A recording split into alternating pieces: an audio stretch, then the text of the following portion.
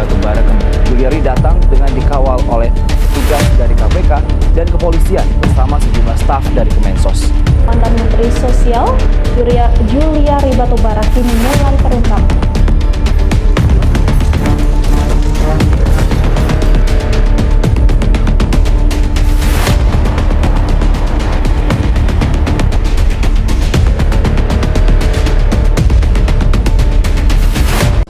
Assalamualaikum warahmatullahi wabarakatuh. Selamat siang semuanya. Saya akan membayar membagikan buat kita semua. Nah, kali ini saya sendiri udah bersama kakak saya dari Fakultas Hukum Universitas Muhammadiyah Sidang angkatan 23. Nah, ini nih teman-teman semua sehat. Nah, kali ini kita akan membahas mengenai apa itu demokrasi, bagaimana penerapannya, apa saja masalah yang dihadapi sistem demokrasi di Indonesia saat ini, serta bagaimana cara menanggulanginya. Nah, secara basicnya atau dan seperti saja, menurut saudara Razif pandangannya terhadap apa sih pengertian dari demokrasi itu? Menurut saya demokrasi itu adalah kekuasaan tertinggi yang dipegang oleh rakyat dan sistem pemerintahan yang dijalankan rakyat dikembalikan kepada rakyat. Demokrasi juga berarti adanya kebebasan untuk berpendapat dan sebuah gas dan berkumpul juga. Pendapat yang menjadi sama-sama dari Pak kami ya untuk para penonton sekalian. Jadi sebenarnya gimana sih pandangan dari saudara dari Pak sekalian terhadap demokrasi di Indonesia? Saya setuju dengan pendapatnya Razif bahwa demokrasi di Indonesia ini telah mengalami kemajuan yang signifikan sejak reformasi. Kebebasan berekspresi dalam pemilu itu menunjukkan bahwa salah satu kemajuan di Indonesia. Namun kita perlu tahu juga bahwa upaya untuk memperkuatnya itu adalah meningkatkan partisipasi masyarakat. Meskipun saya mengakui bahwa kemajuan kita ini telah melihat beberapa tantangan yang masih perlu diatasi. Misalnya masih ada kesenjangan dalam pemilu dan beberapa informasi lainnya. Namun itulah yang harus kita saya rasa ada bagian saya setuju tidak setuju dengan apa yang dikatakan dari Alifa terhadap perkembangan dan pandangan demokrasi Indonesia. Demokrasi Indonesia itu cuma nama kosong, tidak ada hasil buktinya, dan kita juga tahu bahwa penerapannya juga di Indonesia belum secara ideal dan belum rata, dan juga banyak hambatan-hambatan yang kita bisa tahu dari tindakan korupsi, juga politik uang, hingga polarisasi, sehingga dapat memecah masyarakat di Indonesia sendiri ya. Dan juga kita harus lebih aktif supaya kita bisa membuat demokrasi di Indonesia ini lebih baik daripada sebelumnya. Contohnya aktif kita dalam pemerintahan dan juga kita ikut, misalnya kita ikut pemilu RT, RW seperti itu. izin melanjutkan dari terdapat beberapa tantangan konflik dalam penerapan yang disampaikan penerapan demokrasi yang disampaikan oleh saudara ini. Konflik ini mirip dengan sama yang terjadi oleh lingkungan kita saat ini, seperti perbedaan pendapat dan perbedaan antar agama, di mana korupsi juga semakin merajalela terkait dengan penegasan hukum yang kurang bisa dipercaya, dan juga kontestasi politik yang semakin mengkhawatirkan. Kini kita berada di urutan kelima di Asia Tenggara terkait tingkat korupsi. Apakah tidak malu sumber daya yang mumpuni untuk kita berkembang malah dilakukan oleh rakyat sendiri? Nah, ngomong soal korupsi, gimana nih pendapat saudari Sari? Sempat pada tahun 2020 terjadi pelanggaran tindak pidana korupsi yang sempat dilakukan. Gimana nih? Kayaknya dari dulu korupsi emang sudah menjadi ancaman besar untuk demokrasi kita. Karena ketika kekuasaan disalahgunakan, maka prinsip-prinsip demokrasi seperti keadilan, kesetaraan itu bakal tercabik Contohnya seperti kasus korupsi bansos yang pernah terjadi di masa COVID dulu.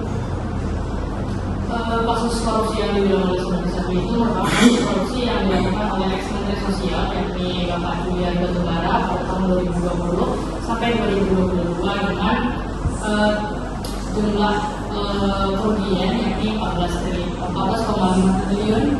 Nah, ini nih pendapat adanya saja saudara Rizky mengenai kasus.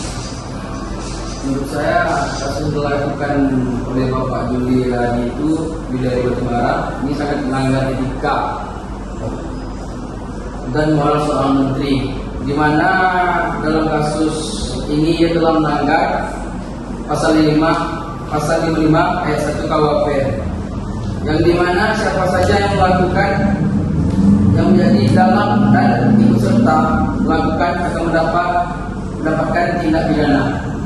Bagaimana bisa seorang menteri melakukan tindak pidana korupsi terhadap masyarakat sendiri, di mana masyarakat itu sangat membutuhkan pada saat terjadinya corona tersebut. Memang bukan tidak korupsi bansos sembako, namun ia telah memotong atau memangkas biaya yang seharusnya sudah dikasih pemerintah kepada kita semuanya, dan di mana anggarannya dijatuhkan sebanyak 14,5 triliun di Indonesia untuk Indonesia sendiri, dan itu diberikan kepada per kepala keluarga sebanyak Rp300.000, lalu dipangkas oleh Pak Juliari Batubara sebanyak Rp10.000 per paketnya, di mana sampai detik ini masyarakat saja belum dapat gitu loh, masih ada yang belum dapat bantuan sosial. Nah, benar apa yang dikatakan dari barusan, Bapak Juliari ini memang melakukan tindak korupsi sebesar 14,5 triliun tadi. Nah, apabila dana tersebut diberikan kepada seluruh masyarakat Indonesia, di mana masyarakat Indonesia sekarang berjumlah 245 juta orang, maka saat itu sekarang sudah mendapatkan masing-masing haknya sebesar Rp50.000. Nah, yang pada akhirnya beliau ini difonis 12 tahun penjara dengan denda diberikan oleh Tipikor sebesar Rp500 juta. Namun setelah sidang, hakim memberikan denda sebesar Rp14,59 miliar dengan apabila beliau ini tidak membayari denda tersebut, maka ditambahkan lagi 2 tahun pidananya. Nah, terus beliau juga dicabut hak politiknya selama 4 tahun. Nah, berdasarkan ketentuan, menurut saudara Eva, apakah bisa seorang mantan menteri tersebut dapat melanjutkan hak politiknya setelah 4 tahun dicabut tadi? Secara umum dalam politik itu biasanya tidak boleh dilakukan oleh para narapidana. Karena apa? Karena dapat merusak citra kepolitikan di Indonesia. Apabila seorang narapidana ikut serta dalam kepolitikan di Indonesia, maka suatu negara seseorang tidak akan dengan berpolitik kecuali dalam beberapa kegiatan. Nah, itu seperti contohnya itu pemilu. Kenapa pemilu? Karena dalam pemilu itu membutuhkan pendapat atau suara dia sendiri. Ya, kira-kira apa saja nih cara kita untuk menanggulangi ledakan tersebut yang akan terjadi ataupun yang belum terjadi di depannya, dan apa yang harus kita lakukan ke depannya agar demokrasi di Indonesia tidak hilang atau runtuh? Menurutku yang paling utama itu pentingnya memajukan edukasi tentang pemahaman apa itu demokrasi bagi anak-anak muda, generasi muda sekarang. Karena yang akan melanjutkan kegiatan demokrasi itu kan mereka. Nah, supaya tidak ada lagi kecurangan dalam pemilu, terus adanya transparan pemilihan pemilih selama yang lainnya. Sedikit tambahan dari saya, pentingnya penguatan lembaga negara dan penegak hukum yang ditekankan. Tanpa penegak hukum yang kuat, hukum akan memiliki kekurangan. Maka masyarakat harus meningkatkan toleransi antara pemerintah dan warga agar tidak ada yang disebutkan. Karena prinsip yang demokrasi ditegakkan, yaitu dari rakyat, oleh rakyat, dan untuk rakyat. Ya. Nah, berikut jawaban-jawaban dari teman-teman saya yang mungkin membuat para penonton di rumah mungkin lebih paham apa itu demokrasi, apa saja yang sedang kita hadapi, dan bagaimana cara kita untuk menanggulanginya ke depannya mungkin ya. Nah, baiklah, sekian untuk dari hari ini. Saya sebagai pemandu acara kali ini mohon undur diri. Maaf jika ada kesalahan atau perbuatan. Wassalamualaikum warahmatullahi wabarakatuh. Waalaikumsalam warahmatullahi wabarakatuh.